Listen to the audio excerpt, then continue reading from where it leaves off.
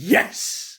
Yeah, guys. So, yes, Extreme Rules has just finished. It's like 4 o'clock in the morning here in the UK. I'm absolutely knackered. I was going to go to bed and do a reaction video in the morning or afternoon, but with the finish of that show, now I've got to do one right now. So yeah, well, before I get to that finish, OMG, quick recap of the show. So yeah, Extreme Rules, really, really good show. You know, there wasn't one bad match again. Another really good show on the Triple H. Imperium versus the Brawling Brutes, an absolute slugfest. Really, really good match. Really, really brutal. With Brawling Brutes pulling out the win at the end. It was really good, really back and forth, really enjoyed it. Karrion Kross and Drew was fine. Yeah, I mean, it was good. It was good. I mean, yeah, the slapping with the things got a bit old, but it was good, you know. And towards the end, you know, Drew was about to win, but then Scarlett sprays Drew's eyes with the pepper spray, and you know, then Karrion Kross locks in the cross jacket, I think it's called, yeah. To win. So yeah, another match where Drew got screwed. You know, solo Sequoia at Clash of the Castle, and now Scarlett spraying his eyes. Poor Drew, he can't catch a break, can he? You know, that's back-to-back losses now. Interference finishes means that cost him the match. But yeah, it made sense that Cross won because it's his first pay-per-view match, and they're pushing him as a heel, aren't they? Ronda Rousey and Liv Morgan, the Extreme Rules match, probably the weakest match on the show, which I thought it probably would be, sadly. Yeah, I mean, it was fine. It had some entertaining spots of some ladders and some chitter spots and table spots. It had its moments, but there were some very sloppy bits where I don't know whether it was Ronda's fault or Liv's fault, but maybe some miscommunication, and there was some of the timing and the spots, and there was a few botches. It just didn't quite connect in some areas. Maybe there was just a bit of miscommunication in the ring together. Then at the end, where Liv hits like this senton on Ronda, boom, through the table, but then Ronda hits like this some sort of counter Hell's Gate into like the submission, and it took her like a full minute to try and lock it in, and it looked so awkward, but then she eventually won, and Liv taps out. It was like, yep, yeah, Ronda wins back the SmackDown Women's Championships, and Liv's very underwhelming 2-3 month reign is over. Yeah, it's fair enough. Ronda wins the belt back. I thought she would, you know, heading into Saudi. Poor Liv Morgan, she's had a very forgettable title reign, hasn't she, apart from the defence of Shayna Baszler at Clash at the Castle. And yeah, now Ronda's just won it back in a rare fashion. But yeah, it was the only big title change of the night, but Ronda wins the belt back. Fair enough. I'm not that bothered because, yeah, Liv just wasn't really doing it for me as champion. It wasn't her fault. I just think her very underwhelming booking did not help her. So yeah, she just didn't really feel like a champion, sadly, and yeah, the belt is back on Ronda. So we'll see what happens in the coming months. What else did we get? We got Bayley and Bianca in a ladder match, maybe match of the night. There was a few, but I think that was up there. Really good ladder match between these two. They have such good chemistry, Bayley and Bianca. You know, going back to their rivalry back in 2021 last year. Yeah, this was great. Really, really good. There was loads of close moments, loads of close falls. I thought Bayley had it won, but no, then towards the end, she turned the tables. It was really nasty looking KOD while Bayley's got a ladder on top of her. Boom! KOD. Bayley's out and Bianca grabs the belt. That was a bit surprising. I thought Bayley was going to win. But no, Bianca gets the win. And retains. Surprising. I really thought Bayley was going to win this. You know, Bianca's had a pretty solid reign now. Maybe it was time for a change, but no, Bianca keeps hold of the belt for at least another month, heading into her crown jewel next month. So we'll see. Maybe she'll defend it in a triple threat, something at Crown Jewel, or we'll see something at Survivor Series. But yeah, Bianca's reign continues. But it was a very, very good match, and maybe there'll be a rematch. Maybe this feud of Bayley isn't over. What else did we get? 1 second, I'm just looking at the card. Yeah, then we got Edge and Finn in an I Quit match. I think it was definitely the longest match of the night. I think it went like over 30 minutes. They brawled all over the arena. Very back and forth, constantly, do you quit? No, and all that. And I never quit. And yeah, it was very, very back and forth. And the ending really got me when I thought Edge was about to win it. Yeah, I thought Edge was about to win it. with a few spears and with help from Beth Phoenix to help to counter the Judgment Day.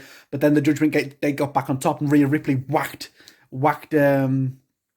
Beth Phoenix with some knuckle dusters. Poor Beth Phoenix. Then Finn just hit 3 coup de grace on Edge, but Edge was refusing to say "I quit." He just refuses. But then they looked like they're about to hit a concerto on Beth Phoenix. Edge goes, "I quit," because obviously he doesn't want to see Beth Phoenix get hurt. But then they whack Beth Phoenix at the end. They're like, bloody hell, poor Beth Phoenix. So yeah, Finn wins, but with Edge saying "I quit" because he doesn't want to see Beth Phoenix get hurt. So yeah, really good match. It was about 10 minutes too long, but really good drawn out finish. Really like the acting and the storyline at the end. And yeah, it makes you just hate Judgment Day, doesn't it? How evil can you get hitting a concerto on poor Beth Phoenix? Maybe we're gonna get some sort of 4-on-4 tag team match at Crown Jewel. Maybe Seth, Edge gets help from AJ and Ray. Maybe I don't know. We'll see. But good match. Then the main event, we got Riddle and Seth in the fight pit. Very good. Yeah, very good. Maybe not. Don't think it quite was as good as their Clash at the Castle match, but it still was a very fun match. With a Daniel Cormier special guest referee, although he didn't do that much, to be honest. If it kind of felt pointless he was there, honestly, they could have just had a regular ref. But I get he's a UFC legend, so he's friends with Riddle. It's a fight pit and all that, but whatever. The match was good. Yeah, it had some very cool spots with the bashing off and back the cage. And then they went up top for a bit. There was a cool RKO spot, a stomp spot.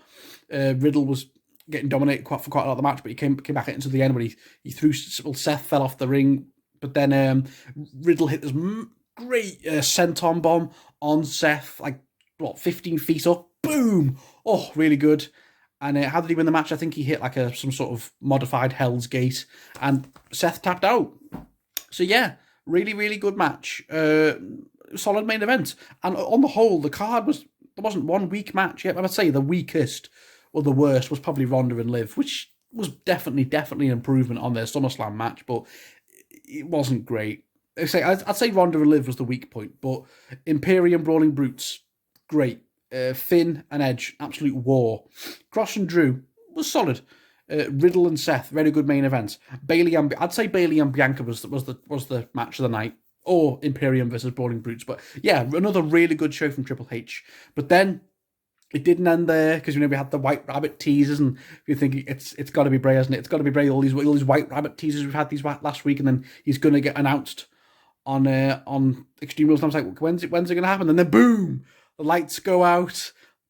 He's got the whole world in his hands. I was like, it's fucking Bray Wyatt! Bray Wyatt is back! Yes!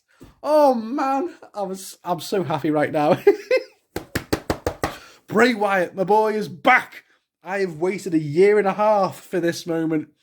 Bray is back. Oh, yes! Yes!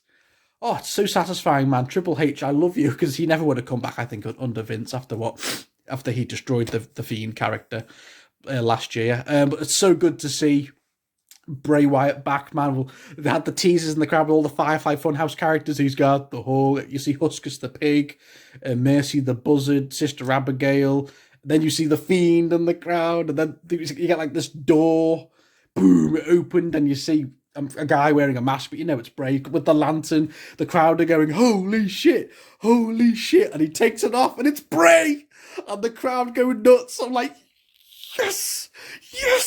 I'm so fucking happy, man. My boy is back, because Bray was my favourite. I mean, I had my higher tier guys like Keith Lee, who's gone, Samoa Joe, who's gone. So I only really had Drew, because Drew was one of my top guys. But now one of them is back with Bray Wyatt, and he's still Triple H is still in keeping with the Firefly Funhouse and the Fiend. We see it in the audience, but he had a new sort of mask. It looked weird. It wasn't like the Fiend. It was like a weird sort of clockwork. Well, that's clockwork, but it looked different.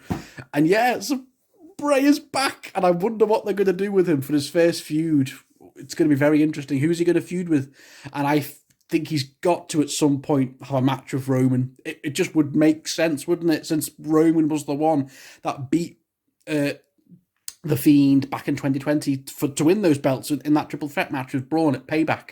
So, it would make sense that Bray never forgets, and he gets his rematch and revenge on Roman, and maybe Bray could be the one that beats Roman if it's not going to be The Rock or Cody or Seth. We will see. We will see. It certainly might be Logan Paul at Crown Jewel. But oh my God, man, I'm just... Oh, Bray Wyatt is back. Oh man, I just hope to God Triple H, well, I'm sure he knows, they have to get it right this time, because after the BS that took place at WrestleMania 37 last year, with the stupid finish with the match with Randy and Alexa with all the black goo, it was effing ridiculous, and I was so pissed off. And then Bray got released a few weeks after that. I was devastated, man. But he's back a year and a half later with now Triple H as head of creative. I cannot wait to see what they do with Bray. Maybe we'll start getting the Firefly Funhouse vignettes back on Raw or SmackDown. Maybe this will be a fresh take on the character now. Maybe the Firefly Funhouse and the Fiend is put away, and it's a new take. We'll see, man. But I really hope Bray gets a big push, man, and soon he gets another world title push. He's gonna. Oh man, he's back. Let me in. I'm gonna have to dust off my Fiend t-shirts. Oh man, I'm so happy, man. I'm so happy. It's just so satisfying to see him back after a year and a half off. Oh man, and I'm sure Triple H knows his merch is gonna sell. I'm gonna get his new t-shirt without a doubt. He's gonna have new merch within a few days, isn't he? I'll buy that without a doubt. And I'm sure Triple H and creative are going to push him to the moon with no bad booking mistakes. Don't fucking job him out to Goldberg. Don't job him out to Randy Orton and Alexa Bliss. Don't make him have shit finish matches with Seth Rollins. No, please. This time, this is your third and final chance with Bray Wyatt. Do not fucking screw it up. Triple H, I'm begging you, please just push him to the moon. He must know. I trust Triple H. Please do this right. I'm just... Oh, man. So, yeah, guys, that has been I felt more talking about Bray Wyatt than I've done about the pay-per-view. But so, yeah, really good show. Only bad thing was Ronda and Liv. That wasn't bad. It was just very average. But everything else was good to amazing, as always. Two very strong pay-per-views now, back-to-back, Clash at the Castle and Extreme Rules, Triple H and his new creative team, I assume. Well done. And now we move on to Saudi Arabia in the beginning of November, early November, the first week. Yes, so yeah, guys, thank you all for watching. I'll be back with another video within a few weeks. I might be doing some reviews, and then, of course, with Callum, we'll be doing our Crown Jewel prediction video, probably early November or late October. We will see. Well, probably late October. So yeah, thank you for watching, guys. He's back. Let him in. He's got the whole world in his hands. Woo!